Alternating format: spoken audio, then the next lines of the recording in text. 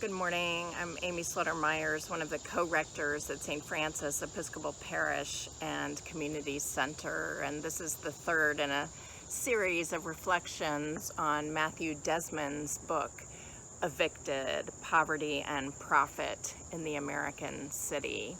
You don't have to have read the book or even be interested particularly in reading the book to use this reflection and as part of your prayer time to answer the question, what does it mean to put my faith in action in this time and in this place? What does it mean for St. Francis to put its faith in action in this time and in this place?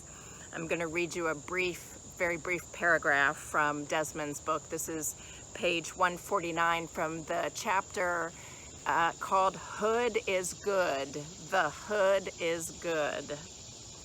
This is a chapter that addresses all those folks who benefit from evictions. It focuses on landlords, it focuses on moving companies, it focuses on the management company of the trailer parks, and I want to share this piece also. Landlords and realtors saw government-built and government-managed buildings offered at cut-rate rents as a direct threat to their legitimacy and bottom line.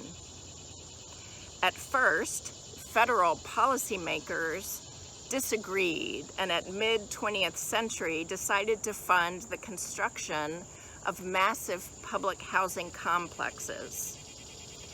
But real estate interests kept lobbying for vouchers and were joined by numerous other groups of various political persuasions, including civil rights activists who thought vouchers would advance racial integration.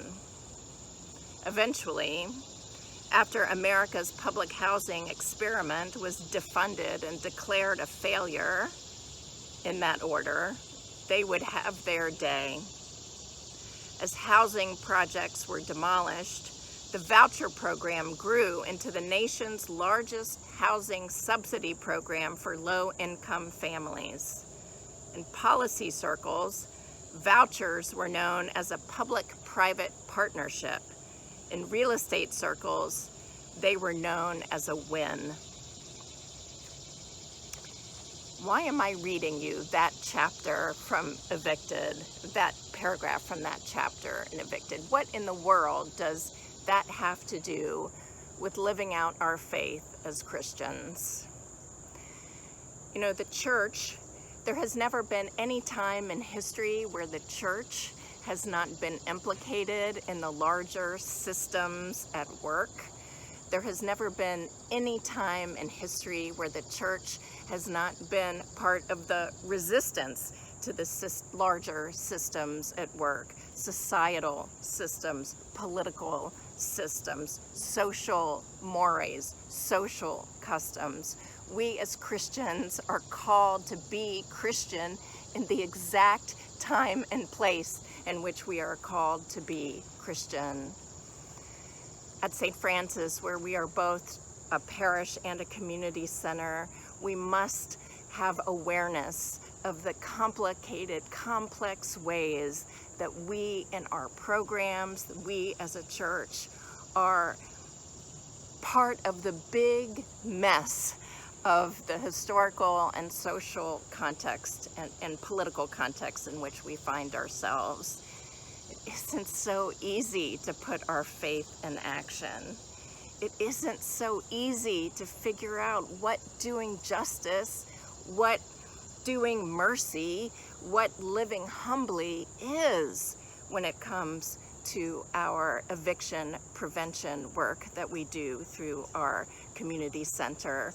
It isn't just the landlords and the moving companies and the management companies and the real estate agents and federal housing policy and politicians and local leaders and neighborhood associations who have self-interests in the work of affordable housing to move it forward or to put a stumbling block in it. And it isn't so easy for us to figure it out either. So for today, I want you to reflect on doing justice, loving mercy, and walking humbly. What does that look like in your own life? Do you look at your own budget and say, wow, I'm spending money in ways that are actually counter to those values that I say that I hold? I want to ask God to enlighten that for me. Do we at St. Francis look at where we receive the funds to support people who are about to be evicted, whether we receive them from private foundations, from companies, from individuals, from local government? How are we being implicated? How are we being drawn into something that is actually maybe not fully what we had intended? There are no right or wrong answers to these questions. There are only faithful questions, to ask these questions in community and to ask these questions of God to illuminate what the next step is for us to take. Amen.